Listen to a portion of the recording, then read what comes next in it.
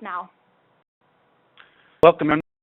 Quorum periodically sponsors market spotlight events in conjunction with the World Financial Symposiums to perform on timely topics in software and technology industry.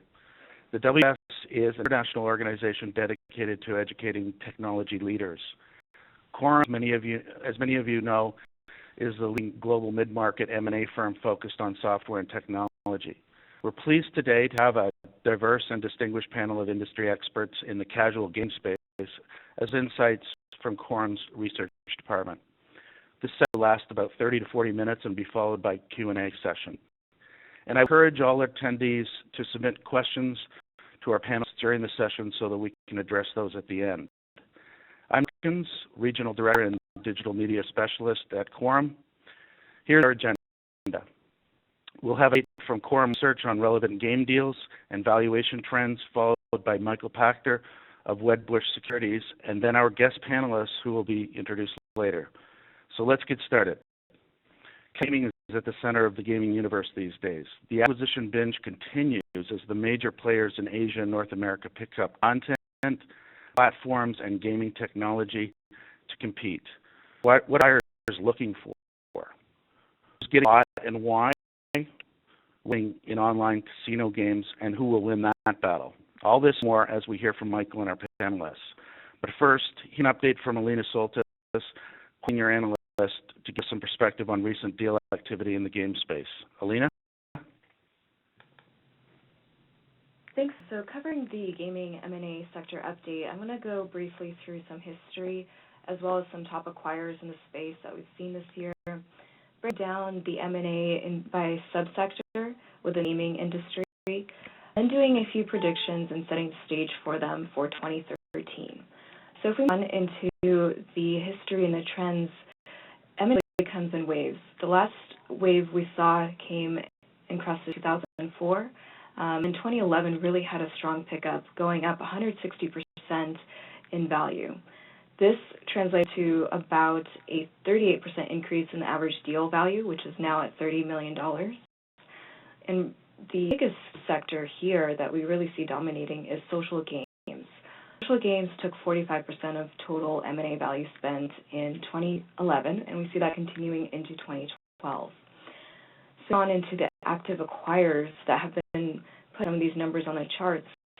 Facebook, Zynga, Gree, all of these newly minted companies are really deploying their cash, and they're putting it to good use in the mobile and the gaming space. And with them continuing, how does this mean for the actual subsectors, though? An interesting comparison between 2010 and 2011 and how it broke out.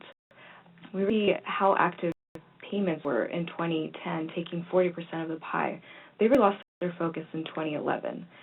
Google, Visa, MasterCard, they all jumped aboard and began pioneering this new online payment space, while others were holding back to see where it really goes and which standards are being developed.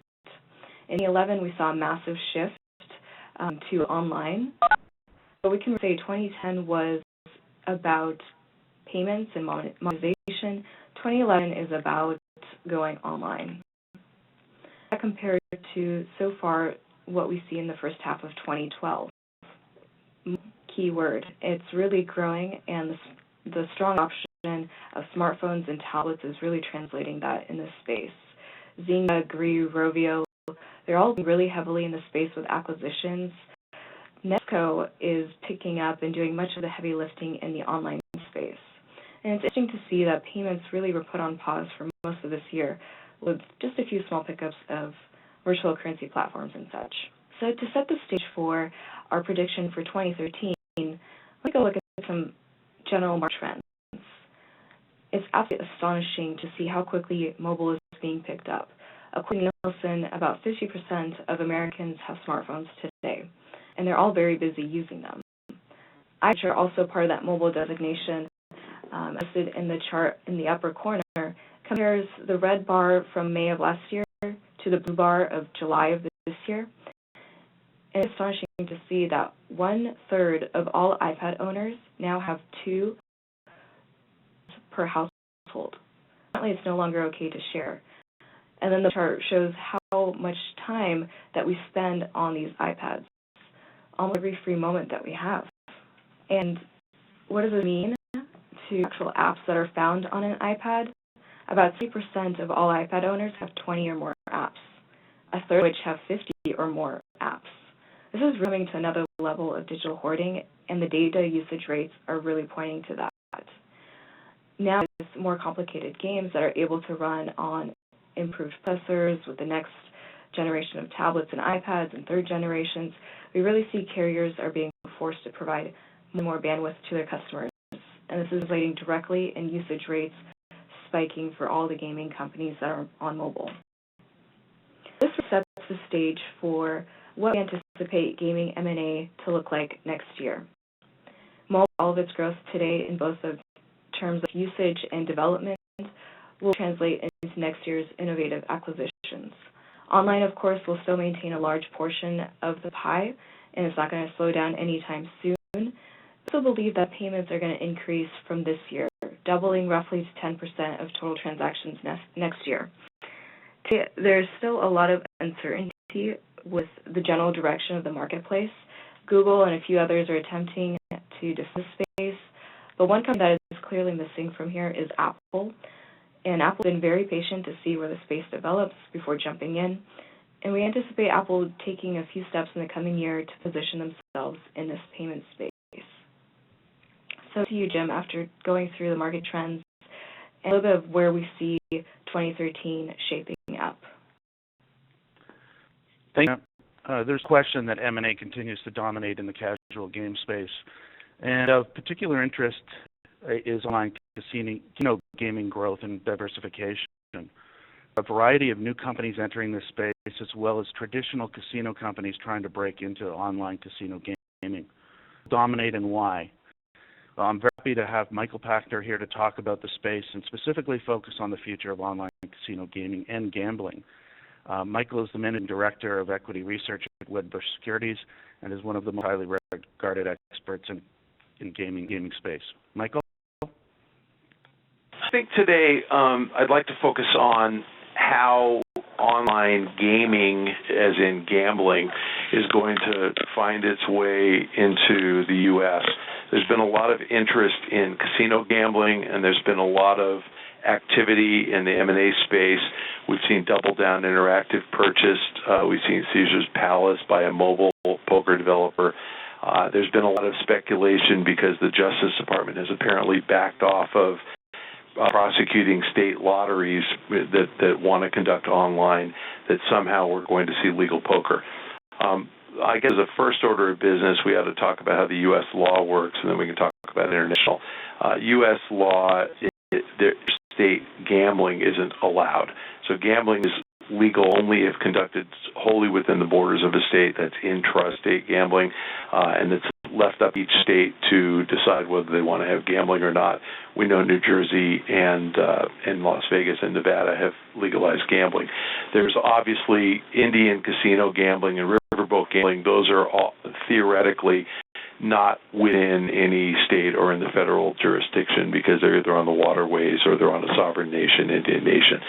So I am very certain that if, for example, California wanted to allow internet casino gambling, so it could be slot machines, it could be craps, it could be poker, that the federal government would step aside and allow that to happen. But that, in order to have that, that means every participant would have to be physically present in the state of California.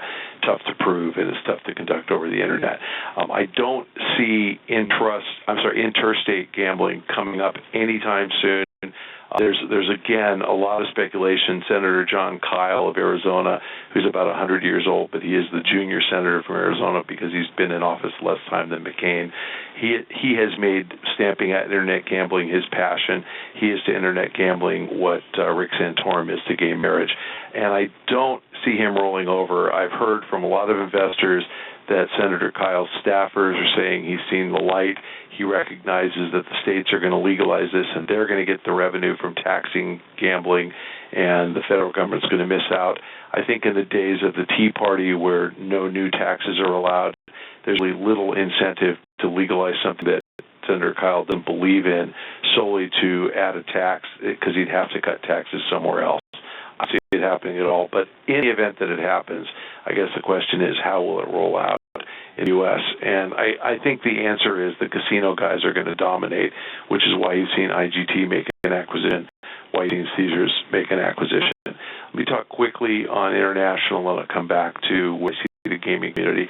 Internationally, gambling is legal in, 60 or 70 countries, a lot of countries, notably the UK. We are seeing firms like Bettable who want to put a platform in place and allow gambling, and I think the way the Bettable model works, they will be the casino, so they will do all the back end, they will bill, they will make sure that people actually are gambling with their money, and they will own the customer, and then the operator will come in and will rent a table from them, so different games will be run by different people.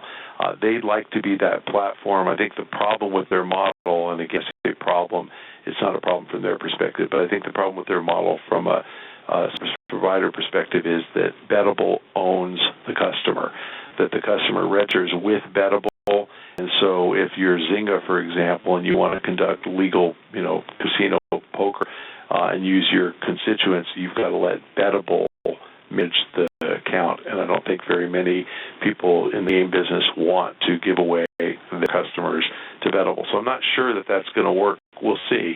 And then back to Zynga, back to the U.S. I think that there really is little competitive advantage that any gaming company, any game company brings to the table when they decide that they want to get into legal casino gambling. Yes, many of them have the game mechanic. They can run a poker game or a slot machine or a craps game, and maybe they own the customer. So in Zynga's case, there are 35 million monthly active users playing Zynga poker. But what we don't know about these customers is, how many of them are of legal age. My guess is, 2/3 of them at most. How many of those people, so say that's 25 million people, how many of those people would actually bet for money? And I would guess it's probably a fraction of that, maybe 10%, so 2.5 million. And then when you boil it down to 2.5 million people who would bet for money, how many of those would rather do it on Zynga than do it with a casino like Caesars, who an affinity program that they can actually get perks that they can use? I am the guy. If you ever saw the movie Rounders, that was me. I really was a professional poker player. I paid for my law school with poker winnings. I have played online poker for money, and I am also a diamond member at Caesars. I vastly prefer to be able to cut to the first in the cab line and to get the bigger suite free when I go there and get show tickets when I go there. So if I had to choose, I'd rather play with a casino that has an affinity program. Final anecdote, when I was playing Zynga poker and stopped playing June of 11, I played for about 3 years, I got myself up to 51 million in chips and woke up one morning and had 1 million in chips. They stored my chips in about an hour, and then they were stolen 2 hours later. They restored them in about 2 hours, and then they were stolen 24 hours later. So I had 50 million in virtual chips that had very little value, stolen from my account 3 times. Zynga told me that hackers were stealing 50 million in chips and selling them for about $50 to $100 in private tables within Zynga.com. And that's chips that have low value. It caused Zynga to lower the price for 50 million in chips from something like $500 to something like $200 because they couldn't command the same price. Piracy is so rampant. And I guess my point here is that if Zynga can't protect my fake chips, I wonder how they'd protect my real money. In order to conduct online casino gambling, the provider really has to be a bank, and it has to be secure. They have to pay taxes, so it'll be regulated wherever they choose to do it, in the UK or any place else they choose to do it. And I think that requires a lot more than most game companies can actually bring to the table. Again, Bettable proposes to be that company, and perhaps that's enough, of a service that people will sign up with them. But I think that companies like Caesars Palace and Wynn would like to own it themselves. I think vendors like IGT would like to own it themselves. And I think there'll be so much competition that the game people are probably going to be shut out of the process. So that's my current thinking on online casino gambling. Appreciate the opportunity to speak today. Thanks, Mel. Wow, there's quite a bit to talk about here. Obviously, security and customer ownership and customer retention are big issues in this space. Now, let me introduce our distinguished panelists here today. We have David Stevenson, who's CFO of Big Fish Games, Woody Levin, Director of Office of the CTO at IGT, Wakeford, Executive Vice President, Corporate Development at Kabam, and Daniel Bernstein, Sandlot Games, which sold to Digital Chocolate, and he's currently now the CEO of Stomp Studio. Let me turn to you first. You acquired Self-Aware Games earlier this year. This is obviously directly related to what Michael was talking about. Tell a little bit about Big Fish and just your take on what he said and where Big Fish is going in casino gaming. Big saw a great opportunity in working, in acquiring Self-Aware Games to kind of expand the breadth of the types of games that we provide and expand a bit of the breadth of customers that we can, build games that people love to play. And so, casino games are just have characteristics of monetization, even if you're using virtual money. They're games that people know that they love, and when we, the Self-Aware, which we've now rebranded as Big Fish Casino, add a great element of kind of social, real-time gambling to, iOS and Android.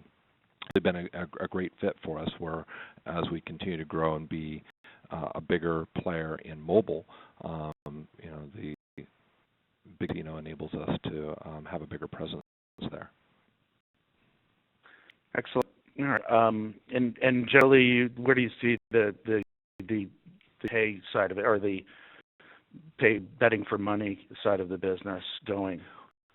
Well, I think this is like my thing. I think there will be some players that are going to only ever want to be virtual players, and there are going to be some that are going to want to be real money players, and it's going to be hard to tell, who is who.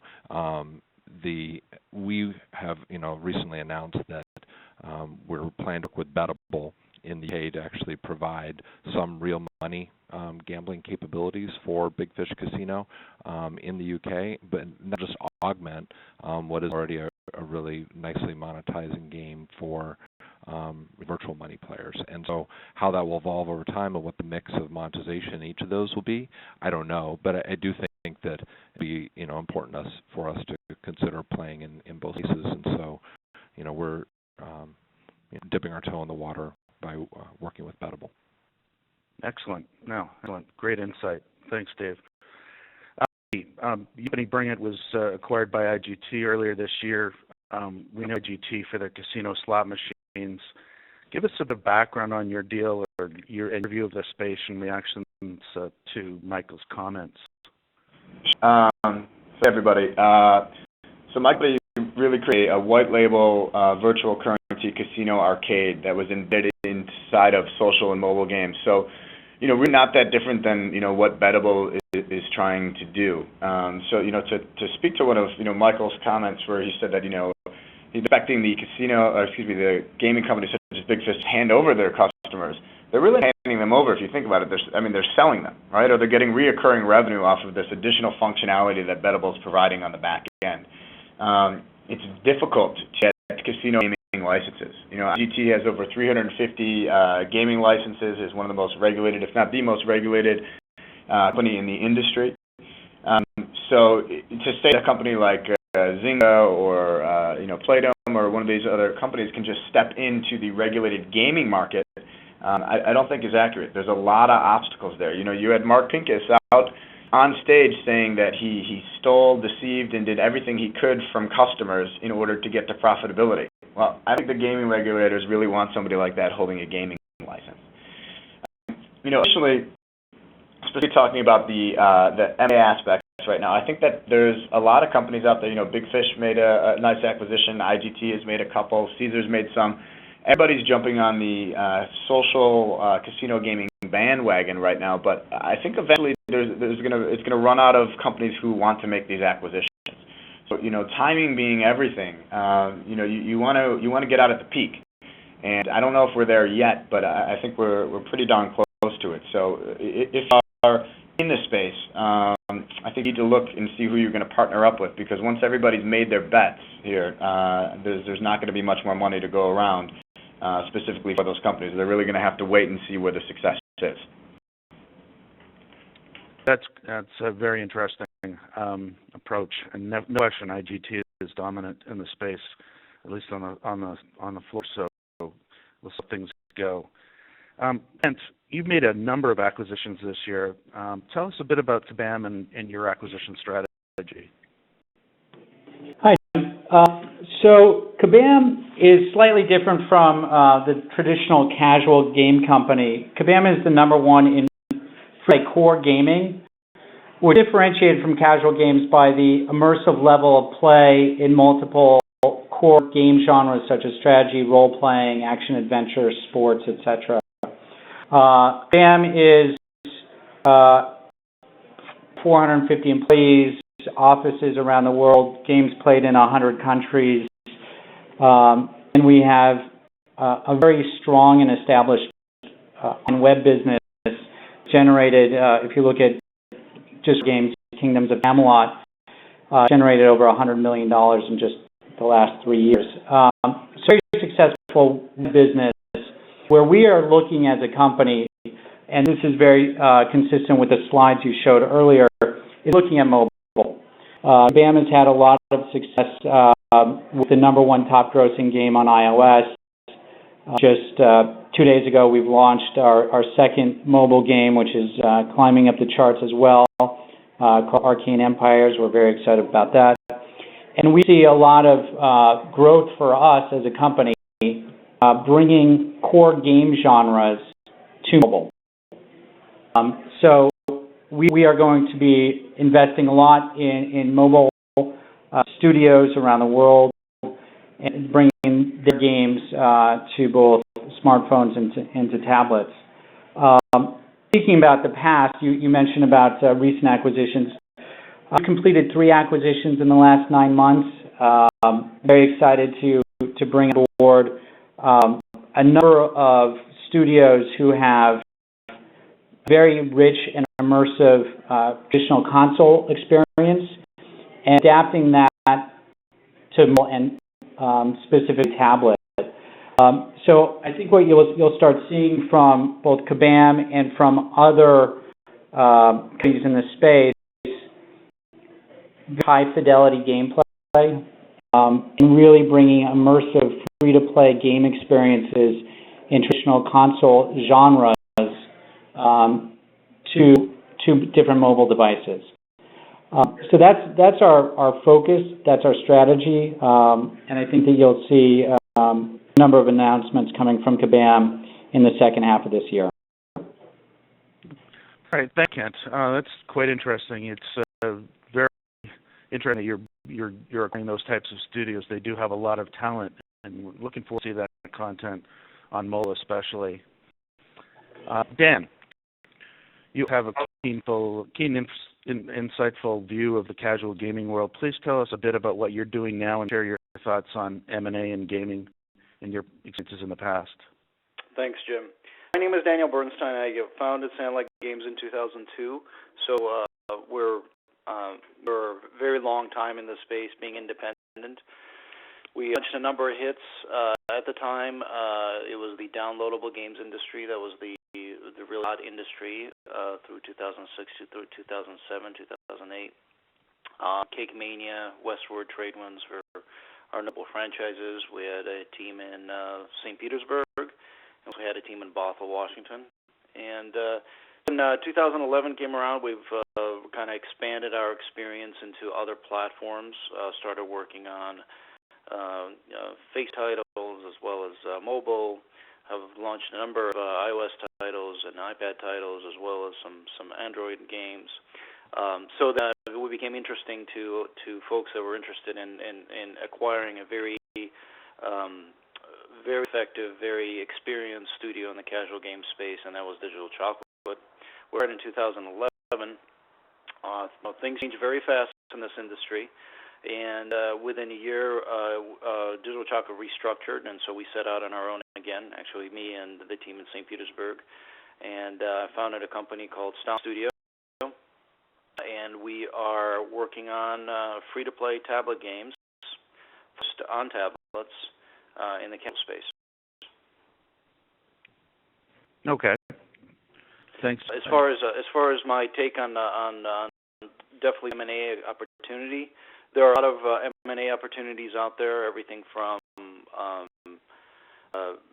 strategic buys of full product categories to team acquisitions. The best way that you can align your company for M&A opportunity is really not look at what's going on right now. So, everyone talks about casino games. A lot of folks are even talking about mobile games nowadays. I think the time is now to start thinking about what's next. For us at Stomp Studio, that's tablet games. I don't believe tablet games are the same thing as mobile games. I think they need to be designed differently. I think they need to be thought of differently. And the other thing is free-to-play. Free-to-play is here to stay. Sorry for the rhyme. But it's not going away anytime soon, and really you need to really have a very solid grasp of how free-to-play works for both casual, hardcore, whatever you're building. It needs to be a free-to-play model. Okay. Now, very polite. It's interesting the differentiation between tablet gaming and mobile gaming, and I definitely agree with you on that as far as design and what you deliver for each platform. All right. Well, the casual game is obviously the place to be here.